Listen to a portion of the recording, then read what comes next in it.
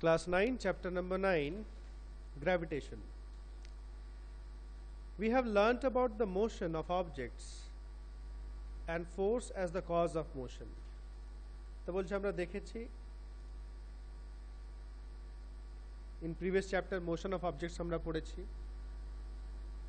and force as the cause of motion এটা পড়েছি যে হ্যাঁ ফোর্স की वजह से বা ফোর্সের জন্য মোশন হয়. Now we have learned that a force is needed to change the speed or the direction of motion of an object. Now ये भी पढ़ा हमने कि फोर्स থেকে আমরা কি কি করতে পারি, स्पीड चेंज करते पारी और क्या चेंज कर सकते हैं, डायरेक्शन भी चेंज कर सकते हैं हम लोग, है कि नहीं. फोर्स থেকে আমরা করতে পারি. We always observe that an object dropped from a height falls towards the earth. एटाও पढ़ेছি, ये भी पढ़ा कि कोई भी अगर चीज ऊपर से अगर हम गिराएंगे तो हमेशा कहाँ जाएगा, नीचे की तरफ, पृथ्वी की तरफ जाएगा. We know that all the planets go around the sun. এটা আমরা জানি in the solar system যতগুলো প্ল্যানেটস আছে সব সূর্যের চারিদিকে ঘুরে বেড়ায় because of the gravitational pull of the sun. सन भी एक पुल एग्जर्ट करता है. The moon goes around the earth. Moon also goes around the earth because moon's size is very small compared to the earth. So earth exerts a greater gravitational force on the moon. তার জন্যই কিন্তু moon keeps attracted in a same path that is known as the orbit. In all these cases there must be some force acting on the objects, the planets and on the moon. So solar system bolo বা whatever we have discussed till now কোনো না কোনো একটা force আছে, তাই তো. Isaac Newton could grasp that the same force is responsible for all these.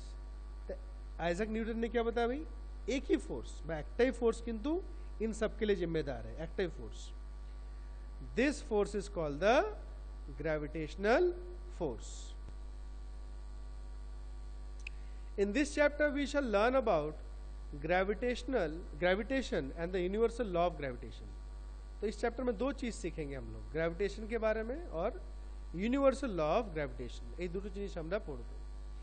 We shall discuss the motion of objects under the influence of gravitational force on the earth. एक और चीज की পড়ব আমরা कि अर्थ की যখন উপর থেকে কোনো একটা অবজেক্ট পড়ে আর্থের দিকে তখন তার মোশনের মধ্যে কি ডিফারেন্স হয় বা क्या फर्क पड़ता है मोशन में. We shall discuss the motion of objects under the influence of gravitational force on the earth. We shall study how the weight of a body varies from place to place. और एक और पढ़ेंगे wait यानी वजन अलग अलग जगह पे अलग अलग कैसे होता है. ये आप लोगों ने पढ़ा होगा पक्का. या अगर हमारा बॉडी, सपोज मेरा बॉडी वेट यहाँ पर 60 kg है अर्थ में, मून में कितना होगा भूल गए हो, 10 kg होगा क्योंकि मून का जो ग्रेविटेशनल फोर्स है 1/6 है. कितना है वहाँ 1/6. तो 10 का 1/6 कितना हो जाएगा 10 kg. 60 का 1/6 10 kg. जबकि आपका mass remain same. Mass remain same everywhere but the weight changes according to the gravitational force. अगर मून में ग्रेविटेशनल फोर्स ज्यादा होगा अर्थ से तो वहां पर हमारा वजन ज्यादा दिखाएगा, लेकिन एक्चुअल में मास एक ही रहेगा, खाली ग्रेविटेशनल फोर्स की वजह से आपका अलग अलग हो जाता है. We shall also discuss the conditions for objects to float in liquids. और एक और चीज पढ़ेंगे हम लोग किस तरीके से लिक्विड्स के ऊपर कोई चीज तैरता है, इसके बारे में भी हम लोग पढ़ेंगे. सो topic 9.1 gravitation. We know that the moon goes around the earth. तो ये हमको मालूम है भाई कि चांद पृथ्वी के चारों ओर गोला लगाता है.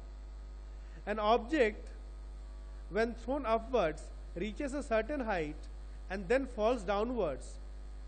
और कोई भी चीज अगर ऊपर की तरफ फेंकते हैं तो हम एक हाइट तक वो जाएगा, फिर वो रुक जाएगा, থেমে যাবে, তারপরে আবার কোথায় আসবে, নিচের দিকে পড়তে লাগবে. It is said that when Newton was sitting under a tree, an apple fell on him. The fall of the apple made Newton start thinking. तो एक दिन ऐसा हुआ, मतलब ऐसा देखा, मतलब सुना गया है लोगों ने, मैंने कहीं ना कहीं से पता चला कि एक दिन न्यूटन ने देखा कि एक सेब के पेड़ से सेब गिरा, एप्पल तोड़ लो। तो इसको देख के न्यूटन सोचने लगे, क्या सोचने लगे? He thought that if the earth can attract an apple, can it not attract the moon? तो उन्होंने सोचा भाई पृथ्वी सेब को खींच रहा है, पृथ्वी एप्पलटा के टान छे, तो ऐसा क्या हो सकता है कि पृथ्वी चांद को भी खींच रहा हो?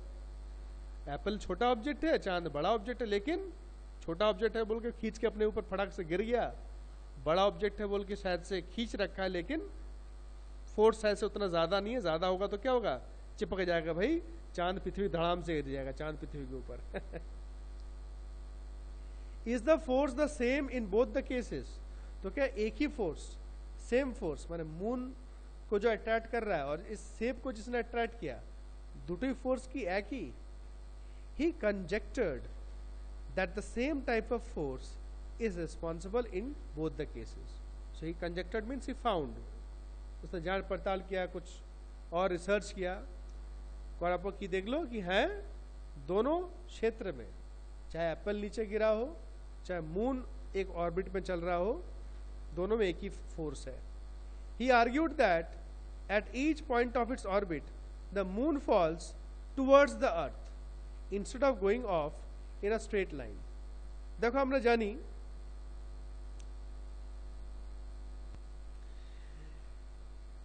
ये suppose this is our earth और यहाँ आपका मून है, ठीक है? अर्थ को थोड़ा छोटा बना दिया, बड़ा बनाता हूँ। Suppose this is earth and this is moon, ठीक? नाउ दिस मून इज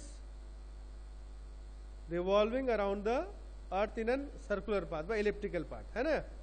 ना हर एक ये जो पॉइंट है, हर एक पॉइंट में circle is made up of many point, circle तो अनेक पॉइंट्स देते हैं, राइट? तो ये जो रास्ता है, हर एक पॉइंट में पृथ्वी इसको अपनी तरफ खींच रहा है, प्रत्येकटा पॉइंट किंतु पृथ्वी ताके नीचे दिखे टानছে, कहीं भी हो, चाहे मून यहाँ हो, मून को पृथ्वी जो है अपनी तरफ खींच रहा है हर एक पॉइंट पे अपने ऑर्बिट में जहां जहां वो जा रहा है।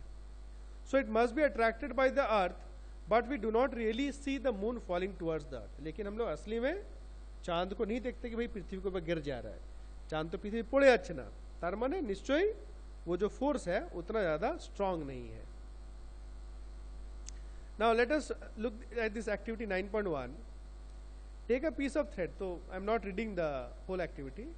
एक धागे में एक पत्थर बांध लिया आपने, একটা সুতোর সঙ্গে একটা পাথর বেঁধে নেবে, उसको आप ऐसे गोल गोल घुमाओ चारों तरफ, ठीक है? गोल गोल घुमाओ ना। ये जो आपको ये पाथ दिख रहा है ना, suppose this is the orbit of the moon. ना हर एक देखो ये हर एक पॉइंट में, लेकिन ये जो पूरा रेडियस है, दिस डिस्टेंस, ये जो डिस्टेंस है सेंटर से, this distance will remain same और डिफरेंट? सेम रहेगा, यानी this radius will be same. That means ये जो फोर्स है इसको इतना फोर्स से खींच के रखी है।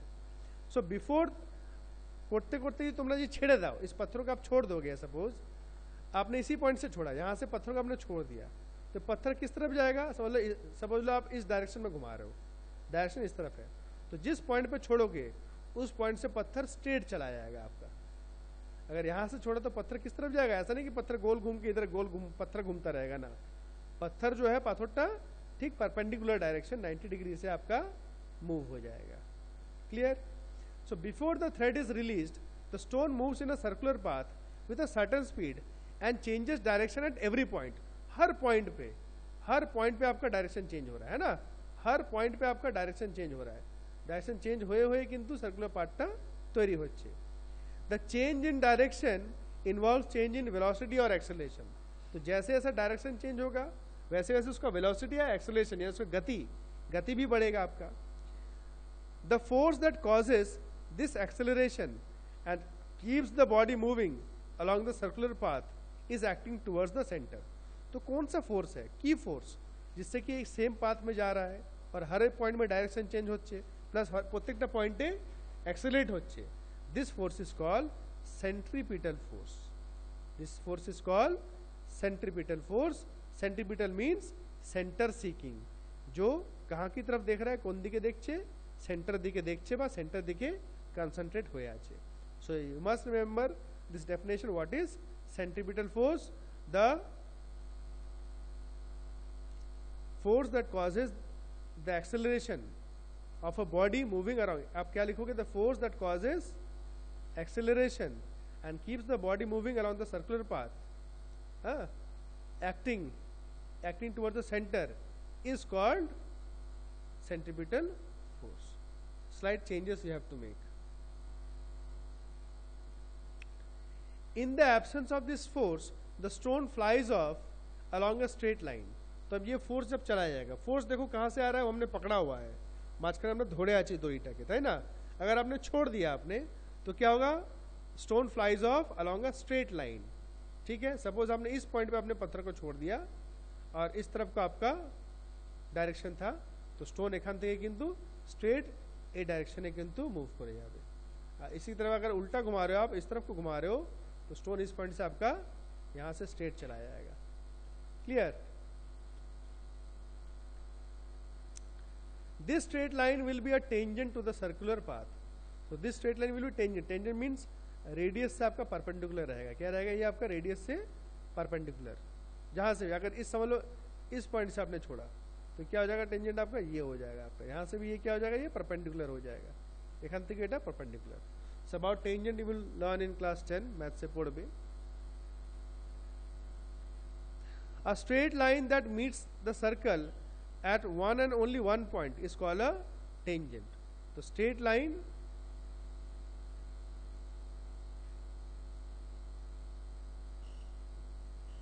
যেটা meets the circle at one point, তো this one point এই একটাই পয়েন্টে কিন্তু মিট করছে, this is called the tangent and this is perpendicular. Straight line ABC is a tangent to the circle at point B. So this ABC is a tangent and what is the point?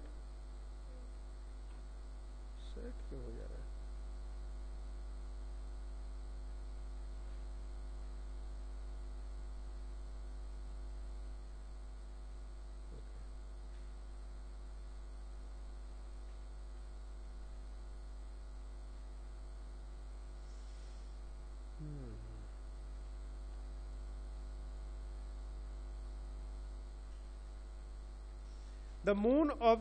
The motion of the moon around the earth is due to the centripetal force. ये आपको याद रखना है, short question आते पारे। The centripetal force is provided by the force of attraction of the earth. So centripetal force moon को कौन देता है भाई? By the earth. If there were no such force, the moon would pursue a uniform straight line motion. अगर ऐसा कोई force नहीं होता तो मून क्या होता? स्ट्रेट लाइन फॉर मोशन থাকতো। कैसा मोशन रहता उसका? स्ट्रेट लाइन मोशन, सीधा जाता, अर्थ के चारों ओर नहीं घूमता। It is seen that a falling apple is attracted towards the earth. Does the apple attract the earth? तो क्या एप्पल भी अर्थ को खींचता है क्या? If so we do not see the earth moving towards an apple. Why? अगर ऐसा होता है कि हाँ भाई सेब भी पृथ्वी को खींच रहा है अपनी तरफ, तो हम तो ऐसा देखते नहीं कि भाई आपका पृथ्वी सेब की तरफ जा रहा है। होता क्या ऐसा? क्यों नहीं होता भाई ऐसा? Simple logic, mass of apple is very negligible as compared to the earth. ठीक? Now according to the third law of motion, the apple